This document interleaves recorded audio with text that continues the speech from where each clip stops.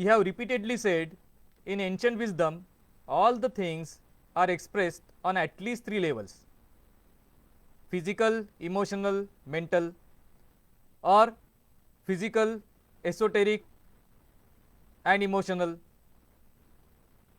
and so on. And one is a nice story, one is a philosophy, and one could be some physical manifestation. Today, we will look at the esoteric meaning hidden in the Samudra Manthan process. The story of Samudra Manthan, we all know, that of Meru Mandar Parvat and Vasuki snake as the rope. One side was Daitya, other side was Deva, and they churned the Shirasagar. So, we have seen the physical story. We have also understood what were the Ratna or the gifts which came out of Samudra Manthan. Today, we will look at the whole process in a esoteric angle. What is Samudra Manthan? The Samudra Manthan is the story of our life, or how our life should be.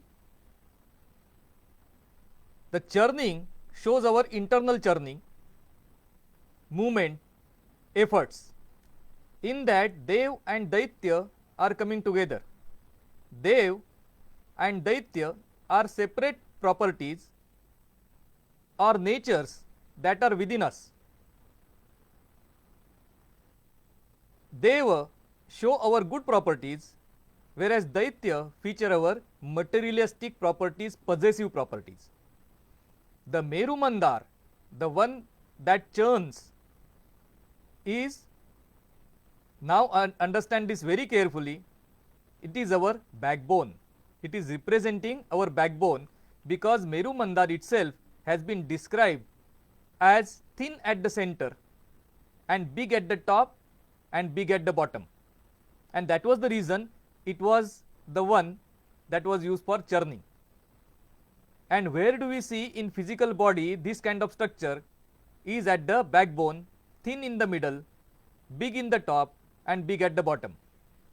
So, that is the Meru Mandar, and that is our own body churning.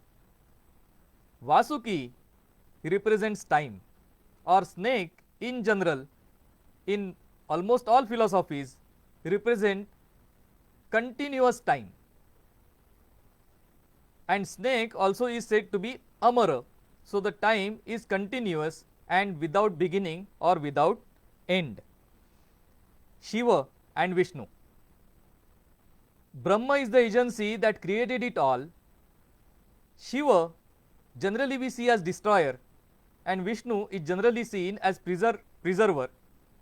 But in this case, in case of Samudra Manthan, Shiva is the one who takes away our negative qualities, and Vishnu partakes in getting to us the positive qualities. Vishnu helped the Deva to get the Amruta, and Shiva took away the halahala in order that we are not harmed. Mohini avatar of Vishnu was in this aspect of taking away or giving to us what belongs to us after effort.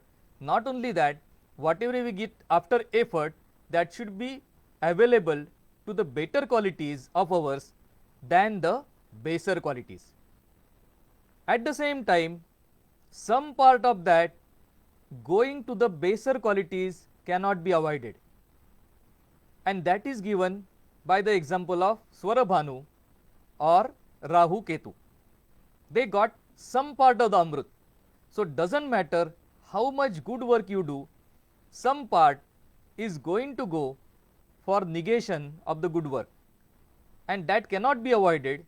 That would trouble us once in a while, the way Rahu and Ketu come to eat sun and moon respectively, and that is what we call as eclipse, and that eclipse or eclipses will keep on happening, but on the basis of the good work that we do, we will be able to get through.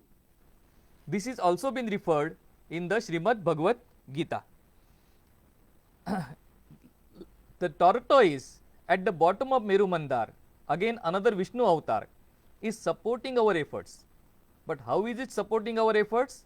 How does the tortoise do it? The Kurma avatar, it does it by shrinking in all its indriya within, and then it protects itself, and then it supports the Meru Mandar on its back. So that is the way to go through the life or the Bhavasagar, which itself is Shirasagar. Protect yourself first and then take the responsibilities on your shoulder, so to say.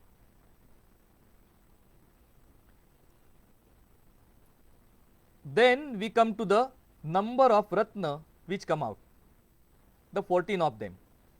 The first part is the minerals, that is the Kaustubha Mani, flora and fauna.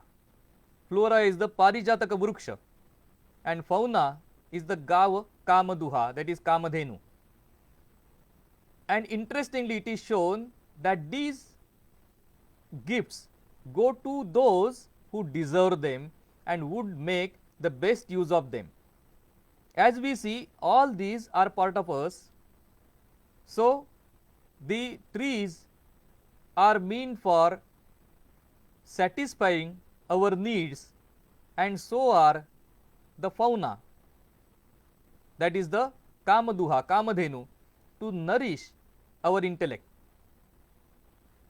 For going further ahead, we have Ashva, we have Airavata, which goes to the king of the gods or king of the Devata, Indra, and Ashva goes to Bali, Bali who is working on the ground, and Ashva who is going to the god, the king of gods.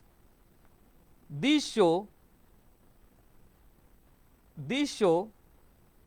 or represent the skills and the powers that we acquire by using the flora and fauna over a period of time. Here also you can see that Haridhanu specifically talks about the skills that we acquire through our life, leading to or helping us in our prosperity, growth and development. Again, this churning process is a continuous process. Just because the Ratna has come out, it does not mean that we can utilize the way we want. If we don't utilize it properly, it will go back to its home, which is the Shirasagar, in other way, which is the nature. So if we don't use it, we lose it. If we don't use it properly, again we stand to lose all that we have gained. So this is a lesson in sustainable economics, where we are a part of the universe and the whole universe is growing, developing and prospering, and we are a very important aspect of the prosperity, growth and development. This is the way we live and utilize the space within and the space without for our overall growth, overall development and the sustenance of the mankind as well as the flora and fauna on the earth. And how beautifully the principle of sustainable economics has been told in Samudra Manthan can be encapsulated by this shloka. Yavat bhumandalam dhatte sashailavana kananam tavat tishtati medinyam santati putra pautraki. So far as on the back of this earth are the flora and fauna and the trees and the mountains, only to that extent your children will be able to enjoy the earth. Tavat tishtati medinyam santati putra pautraki. Namaskar.